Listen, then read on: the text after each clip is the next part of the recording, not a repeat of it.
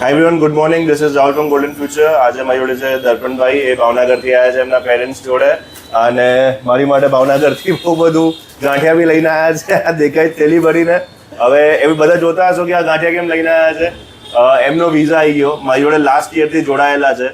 અમે સૌથી પહેલા એપ્લિકેશન ડેનમાર્કમાં કરી હતી. એ બી આરએસ યુનિવર્સિટીમાં કરી હતી. ટોપ યુનિવર્સિટી છે.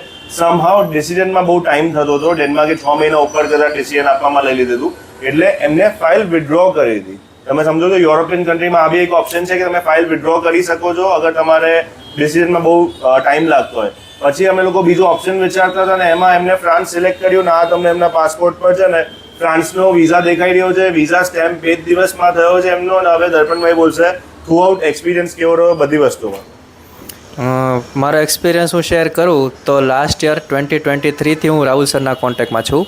મેં જસ્ટ ગૂગલ ઉપર સર્ચ કરી અને રિવ્યૂ વાંચ્યા કે ભાઈ ગોલ્ડન ફ્યુચર છે અને રાહુલ સરનું ગાઈડન્સ છે, તો હું ડાયરેક્ટ સીધો અમદાવાદમાં અહીંયા આવ્યો અને મેં કન્સલ્ટન્સ થ્રુ રાહુલ સર સાથે વાત કરી અને સમજાવું કે ભાઈ આ કન્સલ્ટન્સી એવી છે ગોલ્ડન ફ્યુચર કે જે તમારી પસંદગીની એજ્યુકેશન ઇન્સ્ટિટ્યૂટ તમારા ફ્યુચરમાં તમારા ગોલ્સ, તમારો જે ડ્રીમ છે કે ભાઈ અહીંયા સ્ટડી કરવું છે એમાં તમારો સપોર્ટ કરશે. નહીં કે તમને યુનિવર્સિટીનું લિસ્ટ આપી દેશે આમાંથી સિલેક્ટ કરો. જે સૌથી ફેસિનેટિંગ વસ્તુ છે અને હું એને બહુ જ હાઇલાઇટ કરીશ કે સૌથી સારો એક્સપિરિયન્સ એ જ મારો રહ્યો છે. પછી મેં તમને શેર કર્યું કે ભાઈ આવી રીતની મારી જે ડ્રીમ કોલેજ હતી એમાં મેં એપ્લાય કર્યું. બટ સમહાઉ કે ભાઈ આવી રીતના થોડુંક પ્રોસેસમાં પ્રોબ્લેમ થયો અને એ પ્રોસેસમાં બી થ્રુ આઉટ રાહુલ સર અને એમની ફેકલ્ટીનો એટલો સપોર્ટ રહ્યો ફર્સ્ટથી લાસ્ટ સુધી. જ્યાં સુધી મેં એપ્લિકેશન કરી અને જ્યાં સુધી મેં વિડ્રોલ ના કરી લીધું ત્યાં સુધી રોજ ડેઇલી મેસેજીસ, કોન્ટેક્ટ અને ફેકલ્ટી અને રાહુલ સર સાથે સીધો જ કોન્ટેક્ટ, બીજું કંઈ જ નહીં. અને બહુ જ સપોર્ટ કર્યો. પછી મેં ડિસિઝન લીધું અને ફાઇલ વિડ્રો કરી.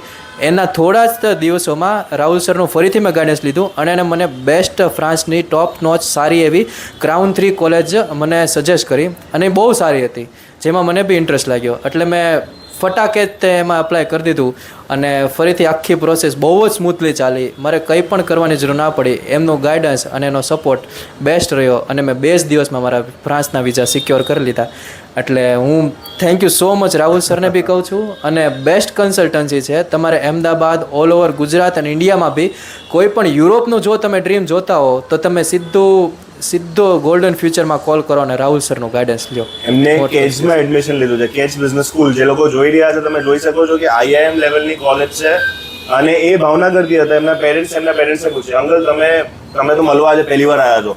આ છેલ્લા વર્ષની અંદર હું એમના પેરેન્ટ્સને મળ્યો નથી ને અમારી ફોન પર વાત થઈ છે. અમારા બેની થતી હતી તો તમને અને થોડુંક જે પ્રોબ્લેમ વચ્ચે ડેનમાર્કનો આવ્યો પણ તમને કેવું લાગ્યું? આમ જે સ્મૂથ કામ થતું હતું? એકદમ બહુ તમારો સપોર્ટ અને સરસ તમારી કામગીરી લાગી છે અમને. આપણા કહેવા મુજબ કે પહેલી વખત અત્યારે તમારી ફર્સ્ટ ટાઈમ આવ્યા તમારી પાસે. 1 વર્ષ દરમિયાન તૈયારી જે કાંઈ કરતો હતો એમાં તમારો પૂરો સપોર્ટ છે અને એ બદલ તમને ખૂબ ખૂબ આભાર તમારો માનું છું. Thank you so much. અને એમને જે બહુ ઇમ્પોર્ટન્ટ વાત કીધી કે અમે લોકો એવું નથી કે જે કોલેજ કમિશન આપે ને એ લિસ્ટ આપીએ છીએ. અમને કોઈ જ વાંધો, તમારે જે કોલેજમાં જવું હોય અગર અમને કમિશન નહીં આપતી હોય તો અમે તમને તમારી પાસે કહીને પૈસા લઈશું કે ભાઈ અમારે આમાં કમિશન મળતું નથી, તમે અમને પૈસા આપી દો, કેમ કે કોલેજ તરફથી કંઈ આવતું નથી. અને જે કોલેજ તરફથી આવે છે એમાં ઓછા લઈશું કે ભાઈ ત્યાં તમારી કોલેજ ફીસમાંથી અમને કમિશન આપે જ છે. એમને ડેનમાર્કમાં બીજા અપ્લાય કર્યું હતું. એ બી ગવર્મેન્ટ યુનિવર્સિટી હતી. ફ્રાન્સમાં ગવર્મેન્ટ યુનિવર્સિટી કરતાં પ્રાઇવેટ બી સ્કૂલ્સના રેન્કિંગ હાઈ છે. આ ફ્રાન્સમાં એવું છે, બધા કન્ટ્રીનું અલગ અલગ હોય. એટલે ફ્રાન્સની કોઈ બી ગવર્મેન્ટ યુનિવર્સિટીમાં મેનેજમેન્ટના પ્રોગ્રામ કરતાં એ જે કોલેજ કેજ બિઝનેસ સ્કૂલમાં જઈ રહ્યા છે એનું રેન્કિંગ હાઈ છે. અને તમારું યુનિવર્સિટી વિશે થોડું કહી દો કે કેવી રીતે આખું ગ્રુપ બનાવ્યું છે અને લોકોને આમ આઈડિયા આવે.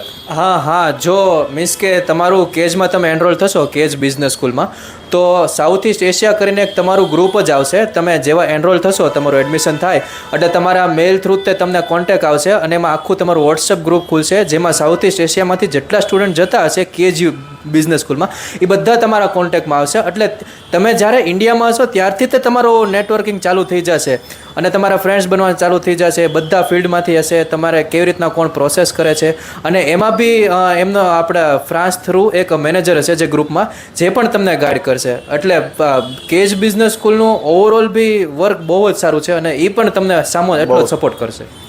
બસ બાકી અમે દર્પણભાઈને ઓલ ધ બેસ્ટ કહીએ છીએ કે પેરિસ જાય સરસ રીતે સેટલ થઈ જાય, European way of life enjoy કરે અને આ ભણ્યા પછી સારામાં સારી જોબ મળે. અને મમ્મી પપ્પાના વિઝા કરશું નેક્સ્ટ યર, એમને ફરવા મોકલીશું. તમારો બેસ્ટ ટાઈમ છે એટલે નેક્સ્ટ યર ઓગસ્ટમાં જતા રહેવાનું 1 વર્ષ પછી. ઓકે, લાસ્ટમાં ભાઈ હું એમ જ કહીશ કે ભાઈ હજી કહું છું, ફાઇનલી જો યુરોપ માટે તમે ડ્રીમ વિચારતા હો તો પ્લીઝ કનેક્ટ ગોલ્ડન ફ્યુચર અને રાહુલ સરનું ગાઈડન્સ લેજો. Thank you so much.